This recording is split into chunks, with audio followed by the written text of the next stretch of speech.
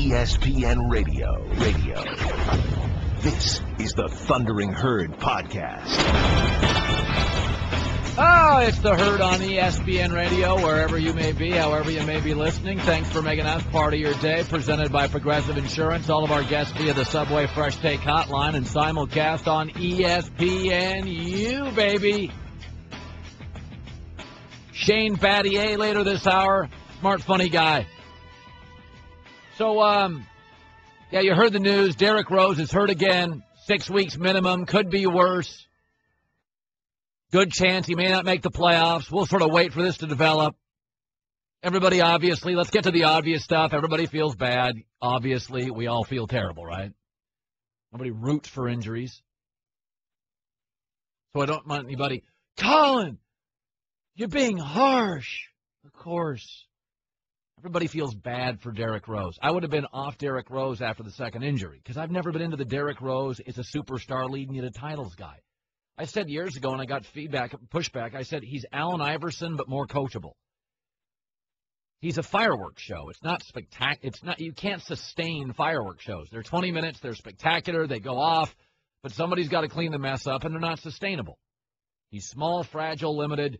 Doesn't match Thibodeau's style of relentless defense, lots of minutes and pounding.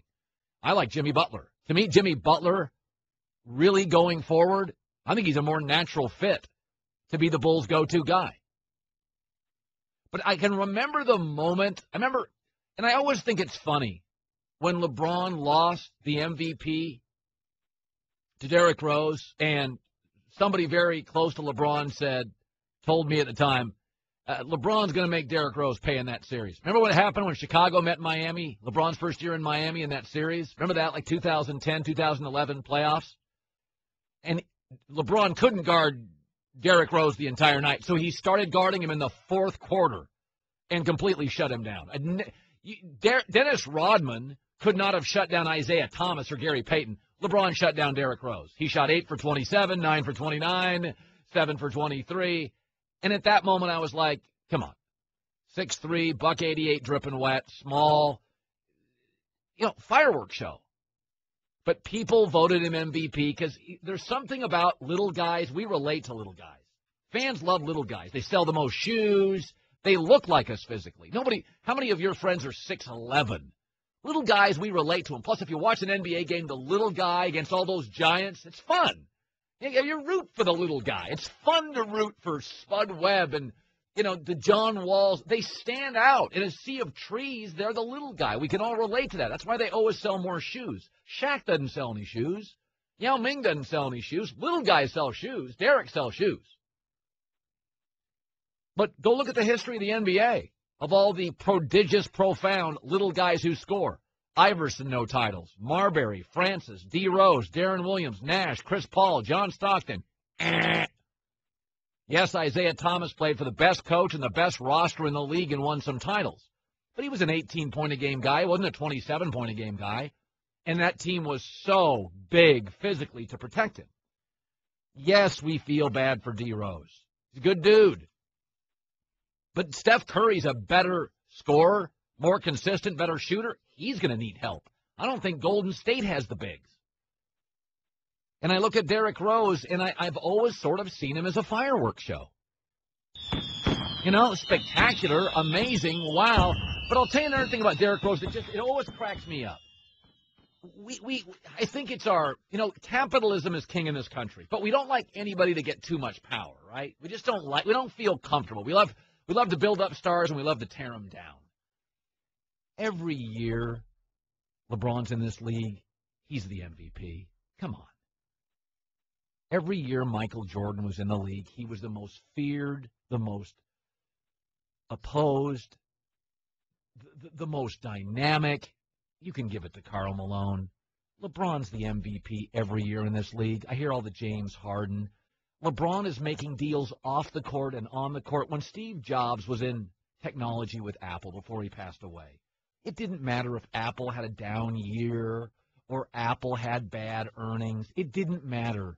Steve Jobs was the MVP of technology.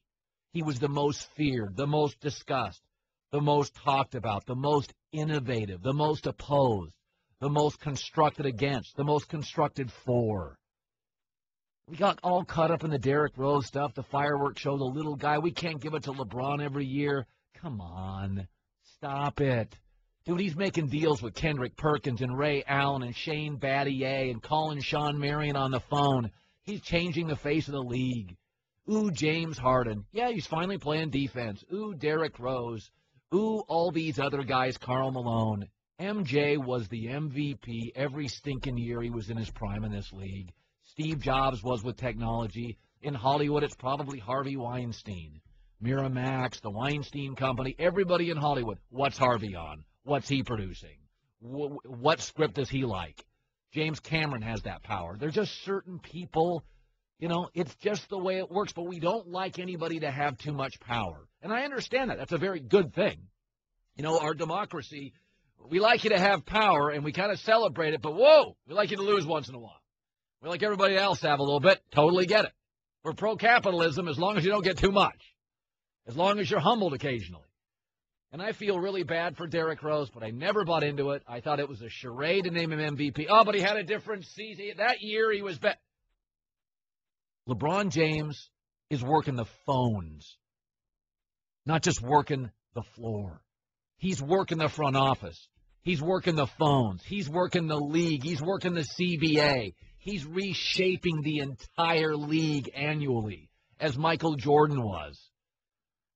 So there's always been this sort of thing with Derrick Rose where everybody at ESPN loves him and everybody's this and everybody's that. I would have moved off him after the second injury. He's a more coachable Iverson. He's a wonderful kid. He sells a ton of shoes. He's a fireworks show. He's spectacular. I don't think you win titles with a little guy shooting that many times, hitting 43%. I just don't think you do. Do the math. The great ones, the Duncans and the LeBrons and the Jordans and the Birds, you're getting closer to 50%. Just do the math, the numbers. You're taking 48 shots. I want 24 to go in. I don't want 19 to go in. And after the first 3 years, he's played in less than a third of Chicago's games over the last 4 years. And another thing that is really, really underrated in sports is the number one part of ability is availability. That's why I was never an RG3 guy out of college. It's why I was never a Michael Vick guy like everybody else. It's why I do like Russell Wilson. Russell Wilson never takes a shot. Andrew Luck is big and can take a shot. Tom Brady gets rid of the ball, doesn't take shots. Everybody's into these RG3, guy runs around. Man, you better be big. You better get down. You better be 6'5", 240. RG3 looks like a slot receiver to me. He's just not available. Michael Vick's never available. So, there you go. Heard brought to you by Regis. New way to work. Call 1-800-OFFICES, 1-800-OFFICES. And by the way, Stanzik, because I can see you rolling your eyes, yes, I feel terrible for Derrick Rose. I don't root for anybody. In my business, I don't want to see Kevin Gandhi get laryngitis and miss work. I feel terrible for him. I feel the sympathy. It's there. It's real. It's warm. Yeah. No, I mean, I know it's going to be, I can't believe, I feel nobody wants to see this. I like the NBA, okay? I like when the stars are available for the playoffs. When Westbrook got hurt, I was like bummed out because I want to see him in the playoffs. I want to see all these guys in the playoffs are better. Like I always say about the NFL. I like all these don't hit the quarterback rules. You ever watch the Cowboys when Tony Romo sat out for 3 weeks this year? If you watch them, either did I.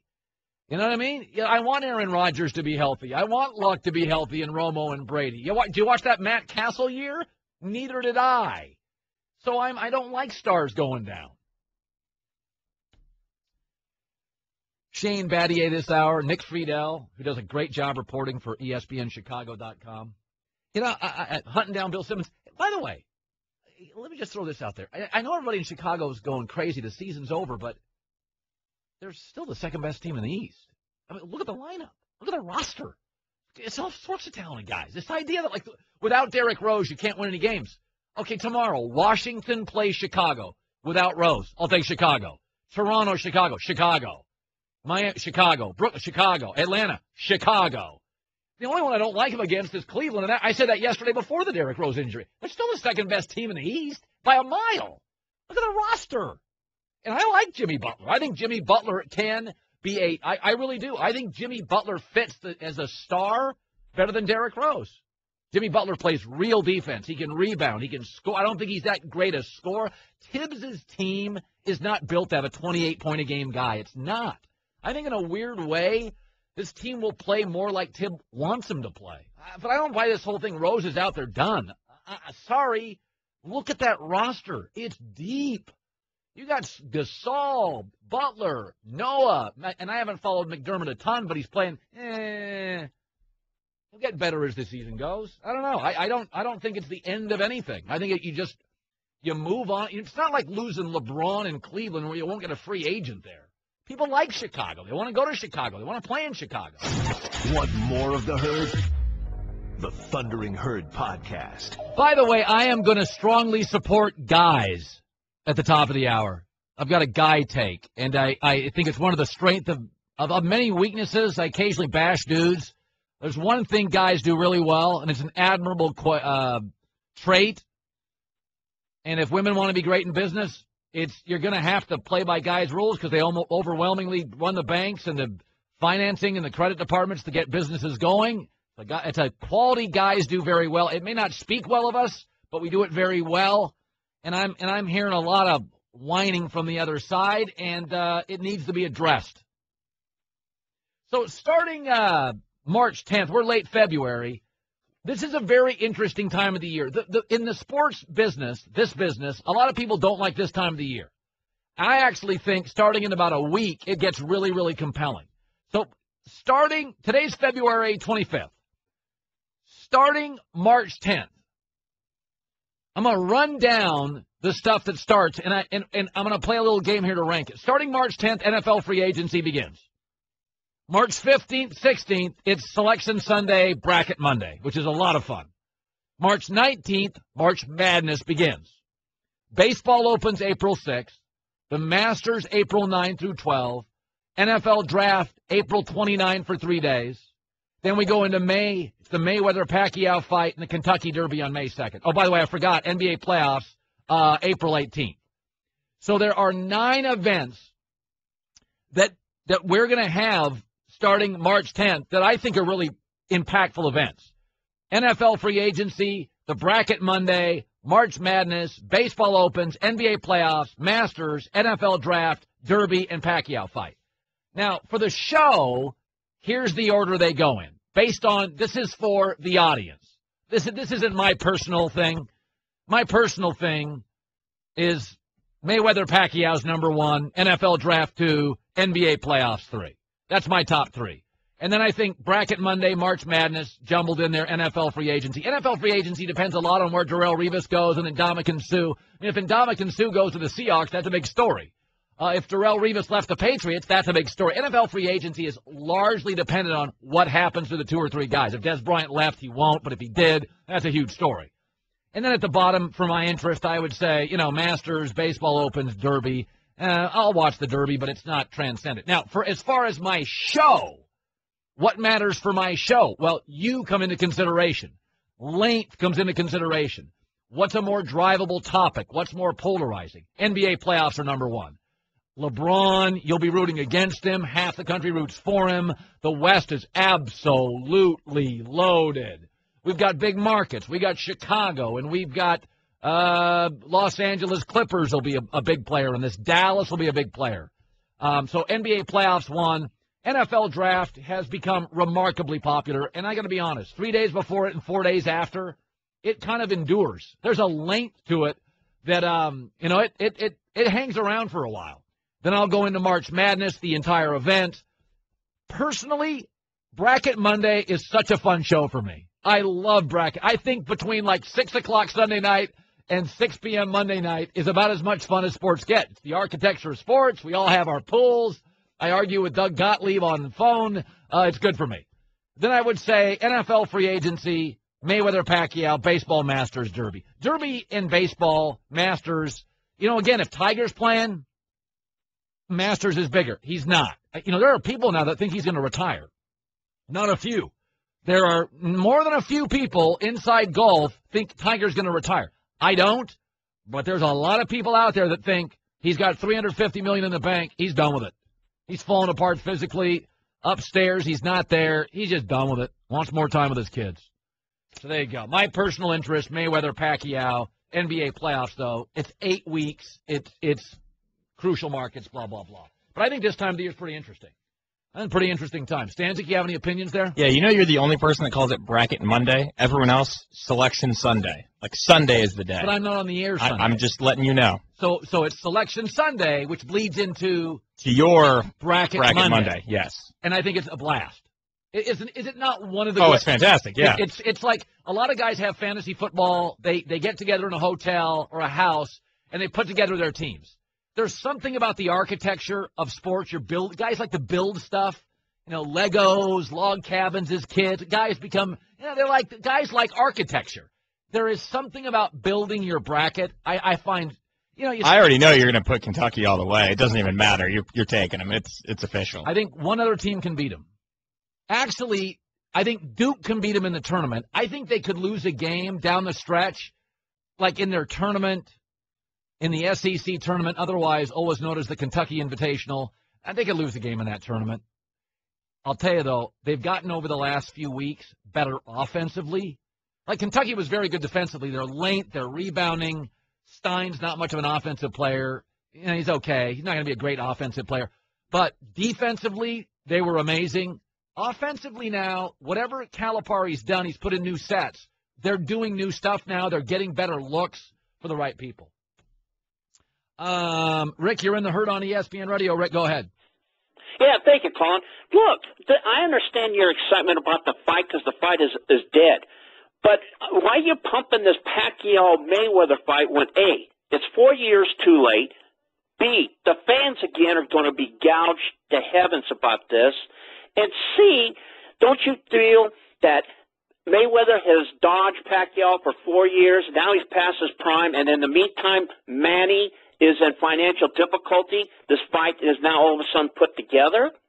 Well, I mean, you only get gouged if you allow yourself to get gouged. You are under the belief that fans are dumb and they can't figure out. If you don't like it, by the way, don't buy it. B, most guys buy it with 5 other buddies, so they don't get gouged. And C, Tom Brady's past his prime. That was the best Super Bowl I've ever seen. So who says in your prime? I thought the Utah Bulls series was the best series I ever saw the Bulls in. It wasn't Michael's first 5 titles. I thought the Utah series against Chicago, and Michael wasn't in his absolute prime. Who says athletes have to be in their prime to give you a great series? Tom Brady's not in his prime. That was the best Super Bowl he's ever been in my opinion. That was the most exciting game I've ever watched, arguably in my life. I don't think you have to be in your prime. As far as being gouged, what if the pay-per-view is $175? You're going with 6 guys. Make some chicken nachos. Dos Equis, whatever, Dos Equis, whatever you guys drink. Bud Lightsky, I don't care. Who's getting gouged? You're going with who watches a fight alone? That's a statement about your life. Yeah, I mean seriously, who watches a fight alone? You get like 7 buddies, play poker, beers, chicken nachos. The herd. You're in the herd, the Thundering Herd podcast. Let me just say this about guys. Guys do one thing really well, and I think it's really helped them through the years in business. Guys compartmentalize really well. Women don't do it as well. And there's a million articles on this. You can look it up. This isn't some misogynistic take. Now, I'm not saying every guy does it well and no women do it well. I'm not giving you an absolute, but guys compartmentalize well. My son already does it better at 8 than my daughter at 14. My ex-wife did it. My wife does it. My stepdaughters do it. My mom. The women in my life are not great compartmentalizers. Get into a fight with them, lasts all month. Grudges. Guys are different. Get into a bar fight, 5 minutes later. Dude, I got a business idea. What? We can make each other money? High five, all in. We just compartmentalize. It's the way our brains are wired. We've got some things in our brains that hurt us. We commit more crimes. We're more violent. There are other things we do well. Spatial ability sometimes. Men or women can do it really well. We compartmentalize real well. And so that's why you can walk up to a guy, and I saw this story, and it just cracks me up. I saw this story, and it was in the New York Post. Josen Cummings wrote this. Fellas, stop telling your girlfriend she looks great when she doesn't. And so this person wrote a story about he told his wife, because he wanted his wife, and his girlfriend or his wife, whatever, that he wants her to be her best, so he's a straight shooter with her. Thank you. Thank you. The ultimate respect you can pay anybody in society is honesty. Stop patting women on the head. Good girl. Girl looks nice. Oh, she's not 7. She's not your 7-year-old kid. You always look beautiful, honey. She's an adult. She's sophisticated. She's intelligent. Be honest with her. I see this all the time. If you really want to elevate women in society and in business, then get a thick skin. I can go to a buddy and say, dude, you're a mess. You're fat. You gained 20 pounds. You let yourself go. Hour later, he's in a karate class. I could never do that to a female friend. You're a mess. You let yourself go. You're like, oh, it's going to break your heart. Part of why guys succeed in business, some of it is obviously tradition and opportunity. Some of it is guys can take really bad news and take it personally, and it doesn't destroy them. And I've never understood this idea that you just always say to a woman, you look great. She's not a pet. She's not 9. She's not like your kid. Honey, you tried real hard. Of course you look beautiful. She's 42. She's successful. She's probably has higher SAT scores and a better job. I don't, for the life of me, get it. The ultimate sign of respect for any human being is honesty. Honey, my wife asked me the other day, how do these pants look? I'm like, okay in front, not as good in back. She still loves me. I mean, does she, like, my wife comes up to me all the time. She's like, do better. That's her big thing, do better. She's like, that shirt does it. Do better. All right, I want to do better. So why can't I do it with my wife? Well, do better. That thing in society right now, I don't get it. Honesty is respect. Yeah, you don't look great in that. Not your best outfit. Yeah, you can still make it later. I don't get it. I find too many people in our business, like with sportscasters. Oh, women sportscasters are great. No, there's some hacks, but there's guy hacks too. Who cares? I've worked with some really good ones and some really average ones. So what? That's what you say about. That's not sexist. That's what you would say about anybody. I've worked with good sportscasters who are tall. Some are good short. Men, women, doesn't matter. If you want to respect them, they're all equal. Whether they're at a hedge fund, they're a sportscaster, they're an athlete, they're a friend. I don't get that. They don't need to be patted on the head. They don't. They're scoring higher in tests. More graduating. They're here. They're staying. They're talented. They're equals. God, it drives me nuts. All right, we got to get to this guy's a terrific reporter. And, I mean, the story of the day is Derrick Rose hurt, maybe out for the playoffs. I still think the Bulls will get to the Eastern Conference Finals. Nick Friedell, ESPNChicago.com. They're deep. Jimmy Butler's a star, becoming one. Pau Gasol. Nick, does Rose's injury eliminate, in your opinion, the Bulls from a title? In my opinion, Colin, absolutely. This team is better equipped to be without Derrick, more so than in any other of Tom Thibodeau's 5 years. But they were still banking on Rose to be close to that elite-level star in the postseason. And Derrick's talked about it himself, how he was trying to pace himself throughout the regular season to be ready to go in the playoffs. So if word comes down either today or tomorrow that Derrick is, in fact, out for the rest of the year, they are done as far as title contenders go, in my mind. You know, Derrick's had an interesting relationship with not only management but the fans. In Chicago this morning, you hear the injury. What would be the average fan's reaction? Overall sadness more than anything else. I think a lot of people were upset. Let's go back a couple years that he didn't come back after he started practicing following the ACL injury. And he started practicing in February of that year and then didn't come back all the way and never returned for the postseason. He lost a lot of his fan base within the city. He comes back the next year. He gets hurt after 10 games and misses the entire season.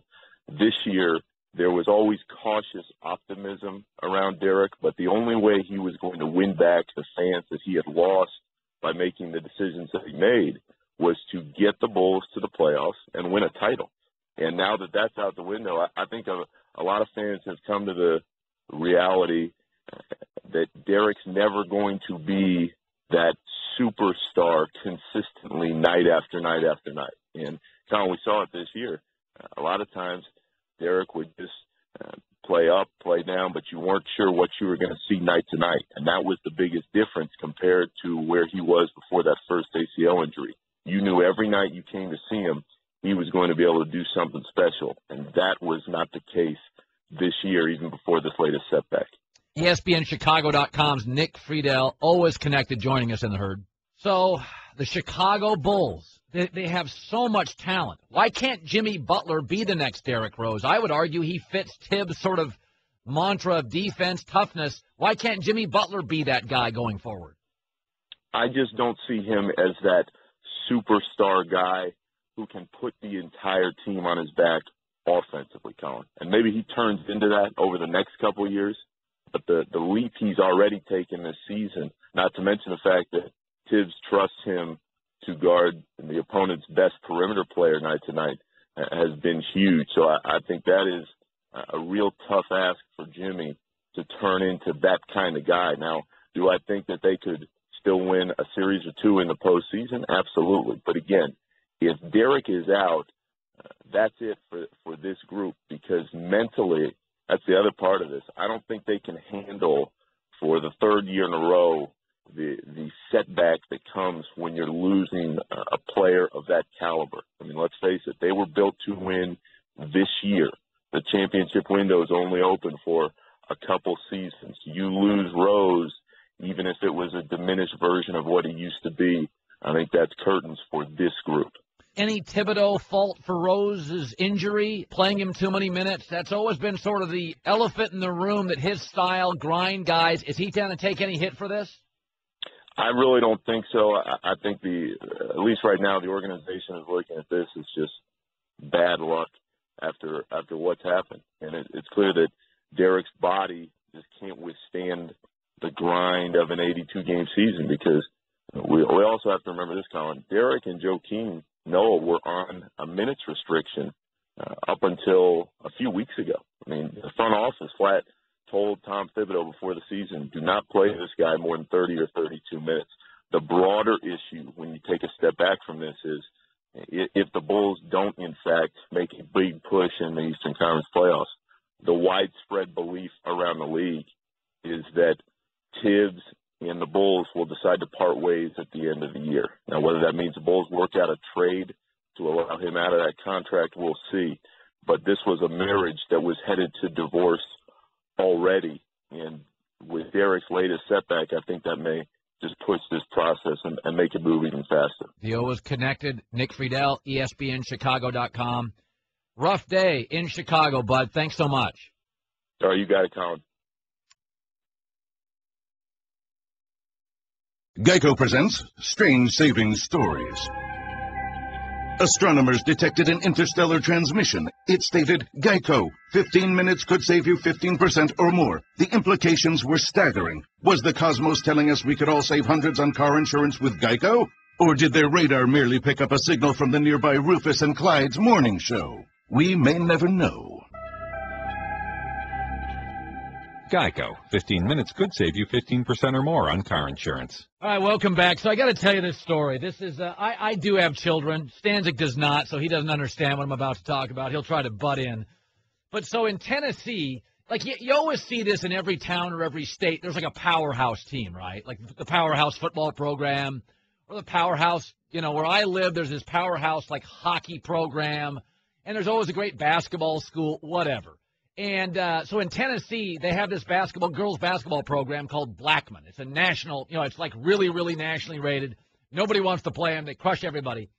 So Riverdale High and Smyrna High in Tennessee were playing a game. It was in the tournament. The winner got to play Blackman, and nobody wants to play Blackman because you're going to get rolled by Blackman. So the two teams went into the game, and they both tried to lose, which doesn't bother me much. The only reality to this, and by the way, the tournament directors were so mad, they kicked both teams out of the playoffs. And I said this morning, I said that the problem with school is that you have to give I feel terrible for teachers. You have to, for the masses, for the greater good, You got to constantly spoon-feed the constant syrupy messages, win-win, fight, you're good enough. That's not life. Like that's not the way life works. But because parents are overprotective, myself included, of our kids, if a teacher says the wrong word, what is that going to do for my kid? Nothing. They'll be fine. They've got you as parents, knucklehead. They'll be fine. The point is, you got to always give the enlightened message and that we're going to win the big game and you never play to lose. That's not the real world. NFL, NBA, tennis, guys tank all the time. Better drafting spots. You rest starters in the NBA before the playoffs. You rest starters 15, 16 week in the NFL for the playoffs. That's the reality of life. But high schools, from curriculum to what teachers have to say, is not real-life learning. So if I went to my daughter at 14 and said, all right, you know that team that beat you by 48? We're going to lose. My daughter would be like, yeah, of course. But unfortunately, there'd be one dweeb on the team that would go tell their parents. The parents go to the school board, and you get fired. So this doesn't bother me at all because I don't think it's a wrong message. I think it's the message of life, which is sometimes short-term losses equal long-term wins. Stanzik was outraged the girls' team would throw a game. Are you serious? Yeah. Yesterday, you're talking about yesterday or the day before, you're talking about how great Team USA, the Miracle on Ice was? Yeah. Everything you're saying sounds exactly like that. So Herb Brooks just said, guys, we're going to lose to the Russians. Whatever. We don't need to play them. We're going to lose. It's fine. You're okay with a coach telling a girls' basketball team, hey, we're probably going to get rolled by this team. Let's try to lose so we don't have to face them? No. That's a horrible message. Okay, first of all, the Olympics, playing for your country in a you need to win the games is different than, hey, it's Smyrna High School. We're still in the tournament. We'll play them later. Yeah, but you're saying, oh, they beat us by 48. The Russians beat them by 7. It's the same thing. Time, location, elevation. It's like saying all houses are the same. Bel Air's the same as, Dayton, Ohio. Right. I said this to you this morning. I don't think you had a good answer. This is like a teacher telling a student, fail this test and you won't be in the honors class next year. I think you need to be honest with women, people, kids, everybody. A society doesn't allow you to be honest. It doesn't allow you. You want to know why the government isn't honest with, UFOs? Because a third of the country's wackadoo and they can't handle it. If we said green people in a warehouse, Flagstaff, Arizona, oh, my God. I'd be like, cool, let's go see them. All right, I got weirdos in my neighborhood, so there's a few weirdos in Flagstaff. But the reality of this country is your message has to be soft so nobody gets their feelings hurt. God, it's incredible. So you go to your kids and you say, girls, you lost by 48. They got 4 Division I players. We have none. We can play them later, but let's get out of their bracket. We think we can beat everybody except Blackman High. Everybody would be like, yeah, okay, right. But you can't sell that to the masses because some kid will go home, tell Dad, and Dad, what message is that from the school? So accept that you can't do it. Accept that you can't beat this team. Just say, all right, we're not going to beat them. Hey. Accept that fact. That's terrible. No, I mean, you have to teach them to strive through the loss. I thought you were going to get messages through losing. So why don't you face this great team, lose, and learn a message? I tell my kids all the time, go for the bronze. That's how we teach in our family. John, you're in the Herd on ESPN Radio. Go ahead. Yeah, Colin, I just wanted to say, there was, these girls, they lost on purpose. Okay, then you have high schools that they scored too many points and the coach gets suspended, and then they have an 11-year-old kid who scored too many touchdowns, and now he's suspended. I just don't understand. It's like, what, are they not supposed to keep score anymore? Yeah, I mean, so you get in trouble if you try to manipulate a system and get to the finals and lose. You get in trouble if you win by too much. So basically, you're allowed to win, but really close, so nobody gets offended. Hey, life is manipulative. When you walk to an HR department, when you go for a job interview, my wife used to be in HR. She always said, that's the best that employee will ever be. They're rested, ready, prepared. The day after HR, they're not the same employee. So if they can't nail the interview, get rid of them, because that's as good as they'll ever be. Life is manipulation. Your resume's padded. I mean, don't kid yourself. You're not as good as your resume. You're not as good as your interview.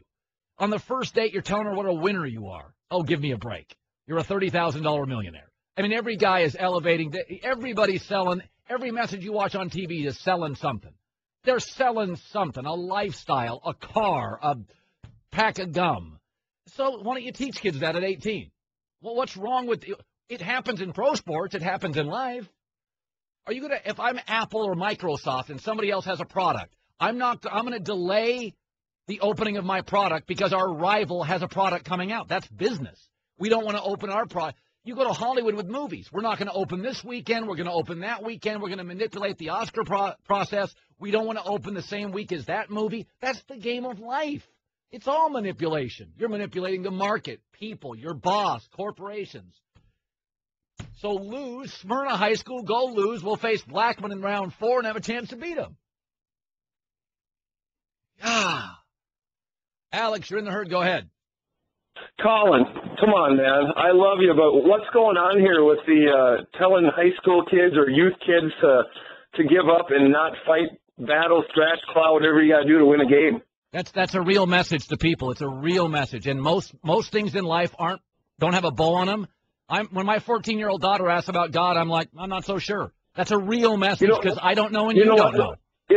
If they get into a game and they lose by 100, to me that's a real message. That's a message saying, hey, not everything's fair. You're not going to be good at everything, so take your lumps. I get that, but to tell them not to even try, that's the problem I have. I've coached kids for 15 years, and there's no way in heck I would ever try to send that message to them. I want to try to have them achieve and strive to be the best they can. Are you as good as coach as Greg Popovich? Because he takes absolutely not. But exactly. Thank you.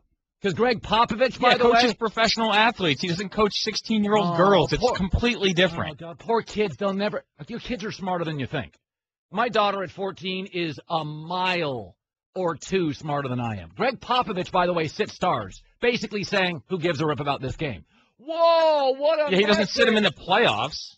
I got to be honest with you. Yes, he does. He's pulled guys in the fourth of games they trail by 18 to save them for the next night. He absolutely has done that a dozen times. Coaches do that all the time. You're down 15. You're like, pull them. Pull them. Get them off the floor. Yeah, but they didn't get down 15 trying to lose the game. They tried to win. But Popovich knows short-term losses are better for big – that's life. Can you at least acknowledge there's a difference between professional athletes and 16-year-old girls? It's all the same. I don't know what we're yelling about! All right, Bill Simmons is around the corner. It's the herd. Interesting. Want more of the herd? The Thundering Herd Podcast. All right, he runs Grantland.com, and he's co-creator of 30 for 30, and he does podcasts, and he also has that Grantland Basketball Hour. They had Kobe Bryant on this week. I think it's funny. Kobe just admitted he has no friends. LeBron is virtually everybody's friend, which I think is why LeBron is really the number one architect. LeBron's more powerful than any general manager in the league. Now he's got Perkins there. He got in Sean Marion. He talks Ray Allen into Miami and Shane Battier. They take less, and Bill Simmons joining us. All right, so you sat down with Kobe Bryant. I'm sure you've done this a lot of times in your career. What's it like to hang out with Kobe for a half hour to an hour? What's he like? He was great. He was really fun to have on the show. We didn't even know he was going to do the whole show until we saw him when he was getting a quick makeup right before the show, and he was just game for anything. We laid out the show. We want to talk about Westbrook first, went from there. I was fascinated by his thoughts on Westbrook because I do think he feels like Westbrook is kind of like, the next him in a lot of ways, where just like the super over-competitive night-to-night guy who just cares almost too much about winning. And it was funny to hear him talk about, or not funny, but it's just interesting to hear him talk about not just the parallels with him and Westbrook, but Westbrook and Durant as a tandem and the differences and similarities with him and Shaq way back when. And also there's been enough distance now with the Shaq thing that it kind of makes sense that they didn't get along. And he basically said that. Like, Shaq's somebody who basketball was one of the many things that he did. And for Kobe, if you watch the documentary, which is actually, I recommend it. I thought it was good. I thought it was fascinating. But for Kobe, basketball is everything, and it's been everything for him since he was a kid in Italy. Sure. So you put those two together. Doesn't work. And it had a shelf life. There's no question. And I always felt like McHale knew Bird got the shot, Pippen knew Michael got the shot. Kobe, you could argue, and Shaq were the two best closers in the game. So it's like, right. That just doesn't work over time. And I think, listen, they got 3 titles. Be happy. Exit stage right. It was great. Well, he made a good point, though. Shaq was a good closer, but he also wasn't because he couldn't shoot free throws. So, if anything, they were a perfect combination because Shaq, you could go to him for the first 44 minutes, and then you go to Kobe for the last 4. But, I think there's Kobe's definitely revising history in a lot of ways, and he takes storylines that happen or storylines Yes. that are in the moment, and he pushes them into his own interest, which I get. I do the same thing, so do you. But I do think that there was some ego stuff there that neither of them will ever totally admit. I do think at some point you want it to be your basketball team if you're that good. How aware of the criticisms about Kobe is he? I mean, is he so? Because he's a smart guy. Is he aware of the criticisms now that nobody wants to play with him and he's too ball centric and the league is more spacing and passing and he's kind of old relic that way? Did he get that? Yeah, I think the last few years he is. We hit that a little bit, and it would have been a good topic to hit for a little longer. Like from 2000 to 2003, I think guys were a lot less aware of how people thought about them because you didn't have social media back then. You didn't have quite as many 24/7 type shows or shows like First Take. And I think now these guys are totally aware, and it's a big reason why he's been trying to reinvent his own legacy and his own persona in a lot of ways these last 3-4 years. I mean, I would argue that just about nobody has used social media better than he has. The interviews that he's given, even if you watch like all the interviews that he's given leading up to this documentary, very carefully selected, right? Like he did GQ, great interview with Chuck Klosterman. I know you had Chuck on. Yeah. He did our show for an hour. He did Jimmy Kimmel Live. Like he's hitting these little pockets. I think he's just really obsessive and really competitive, and he wants people to see this documentary. The fascinating thing about this documentary, we hit on it a little bit when we did our thing with him, but they did this whole other documentary that was ready last October where they interviewed like 40, 45 people, something like that. And Kobe saw it, and he just felt it was too generic and traditional, and he wanted them to retool it. And how they retold it was it ended up being a documentary where he's the only person interviewed in it. He's literally the only person. They scrapped the other 40 or 45, whatever, how many interviews they did. Sounds like the Lakers' offense some nights, actually. Well, and he's kind of funny about it. He's like, hey, I'm a control freak. I wanted to be the thing. And it's just kind of, it's funny and it's kind of fitting for how his career went. But he gets it. He's a control freak. He knows it. He knows he's not that much fun to play with. I think he knows that he's really demanding. Yeah.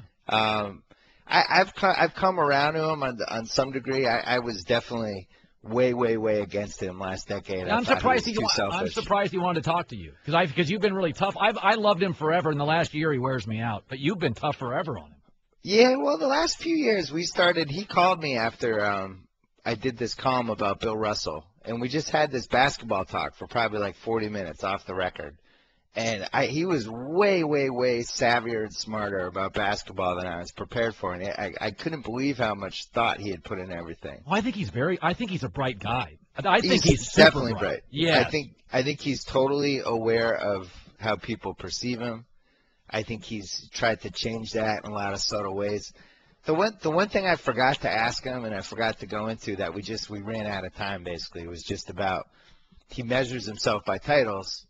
But he took this contract that basically made it impossible for him to win another title. Exactly. And there's a disconnect there that I've never heard him really adequately explain. And I think his case is basically that the owners made so much money from that last lockout and from the values of the franchises. Why should he be the one that takes the pay cut? Like, he's really passionate about it. Yes. I get that, but you can't then also say that you measure yourself by titles. Like there's a disconnect there that he's never adequately explained. I forgot to ask him about it. Hey, Derrick Rose. I've never been into the fireworks show. I'm not into the Iversons, the Marburys, even as much as I love Steve Nash. I don't think you win in this league outside of Isaiah. Stockton doesn't have one. Gary Payton. Well, Gary Payton. Did Payton get one? No, I don't think Gary Payton has one either. Nope. So in the end, 6'2", 43%, 188 dripping wet. I've never been. I said this earlier. Steve Jobs was the MVP of technology every year he was alive. He was the most talked about, discussed. Everything he did, everybody else worked off of. LeBron's in this league. Every year he's the MVP. He's a general manager. He moves economies. I never bought into the Derrick. Now, can you come for the next segment, by the way? Are you busy? Yeah. No, I can stay. Okay, so I want to get to this before I bring you back. Give me a minute on this. I thought he was overvalued, especially with Tibbs the coach. Did you? Well, this season he was horribly overvalued. But, I don't think positions matter as much as the media members like you and me feel like they do. I think what matters is every team that wins a title needs a creator. I don't think you need to pigeonhole you can't win with a point guard, whatever. You need somebody that can create shots for himself and somebody else. And if you look through the course of NBA history, every team that won a title had one guy like that, right? So with Rose, I just didn't think he was playing well. And I actually thought he kind of paralyzed our offense because he was Derrick Rose, but he really wasn't. He was just a jump shooter who couldn't get to the line anymore.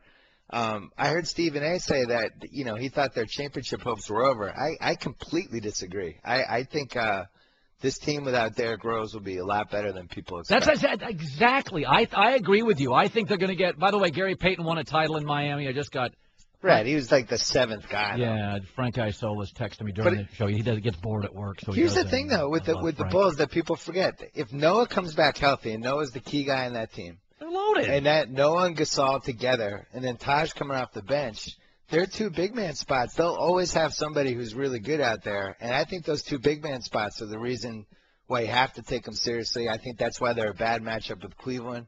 They're deep. They got a great coach. They got shooters. I really think they can absorb this Rose thing and not miss a beat. All right, stick around. Go write an article for Grantland. Stick around on the phone. I'm going to bring you back in a couple minutes, all right? So I'll be here. All right, stay there. Back in a second. Bill Simmons, The Herd.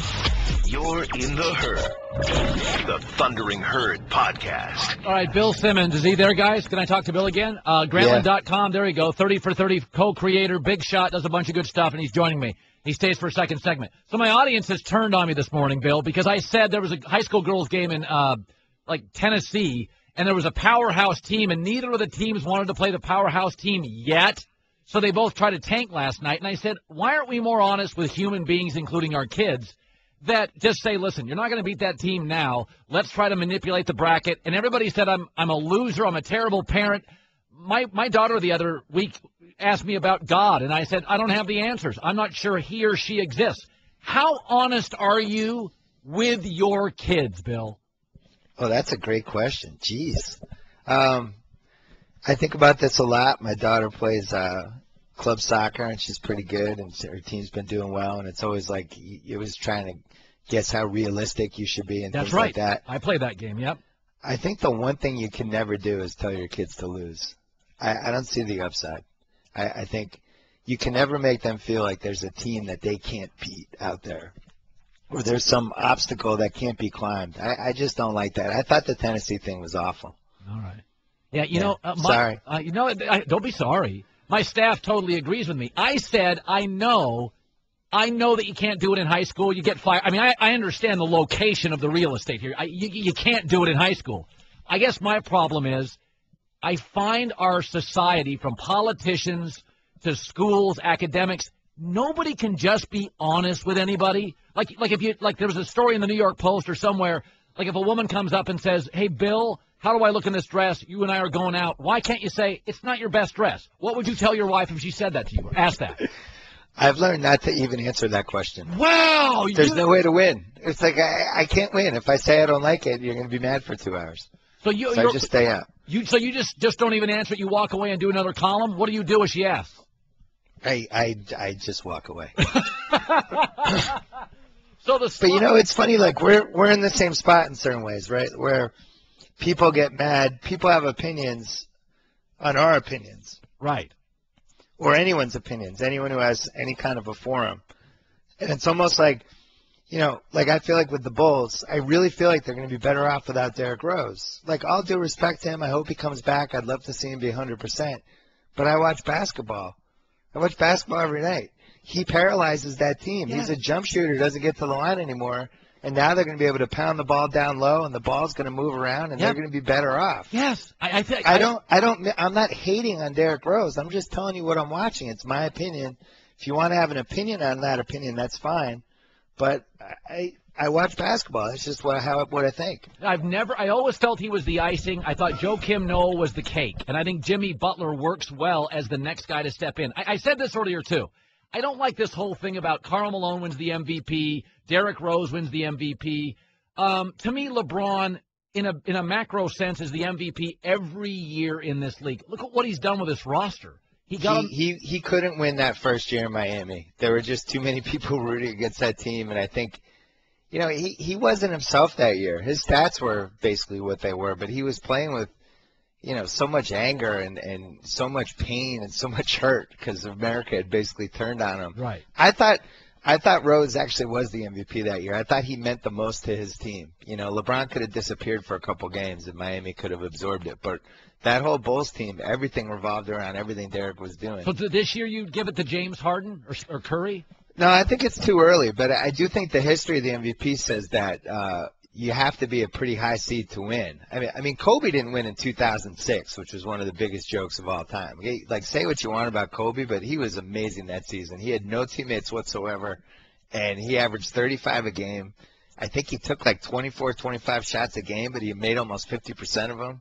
And he was playing with nobody, and he just dragged that team to a 5 or a 6 seed. So the history of that award, and I actually wrote a chapter about it in my book, they always gravitate toward the top 2 seeds. So I would say Curry is the favorite, but I'll tell you, Curry, Harden, and Westbrook are dead even from what they're doing night to night, and you could make a case that Westbrook might be able to grab this award the last 2 months, especially if Durant doesn't come back. And this Durant thing for me is a huge story. I know they're trying to say, oh, he's gone for a week, it's fine, they just had to adjust something, but the history of that injury, the Jones fracture, you just read about it, and it's like people have trouble coming back from it, especially if they come back too soon. It's a recurring injury. I thought they rushed him back. I think they were panicked about not making the playoffs. They convinced themselves he was 100%, and I think they made a mistake. I think you got to be really careful with that injury. The fact that he's having problems with it after he had the surgery and after it allegedly healed, when you look at all the history of the guys who have had foot injuries in this league, it's really, really, really concerning. MIT Sloan Analytic Convention this week. You're not going to this one. I'm going to eventually go to one of these analytic conventions. Are the people so smart it's intimidating, or can you sit down at the analytic convention with all these MIT geniuses and feel comfortable?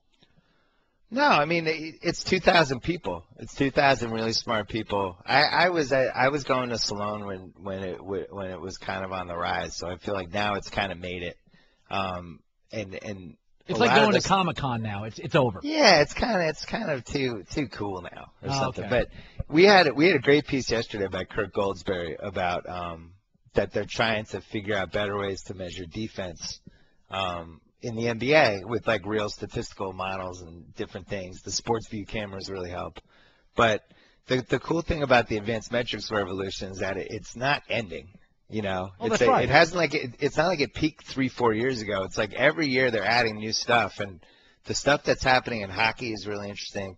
The way that they're able to measure defense now in basketball and the camera tracking, I like it. And for me, it's like, I think there's two extremes, right? You can't say advanced metrics are the only thing that matters, but you also can't be in the corner that Barkley put himself into a few weeks ago, where you're saying it doesn't matter at all. Yeah, by the way, to me, it's like grab as much information as you can. Yeah, we're giving you Oscar rap music right now because we're up against the clock. And my wow! I know, isn't that? I'd like to thank everyone at Grantland. I'd like to thank ESPN. All right, Bill Simmons, Grantland.com. Listen to his podcast, 30 for 30. Good talking to you, bud. All right, thanks, Colin. All right. My guys, I looked at them, they're like, yeah, this is Bill's Oscar rap music. He's got to get going. Check out The Herd with Colin Cowherd weekdays from 10 a.m. to 1 p.m. Eastern on ESPN Radio, ESPNRadio.com, and on ESPNU. The Thundering Herd Podcast.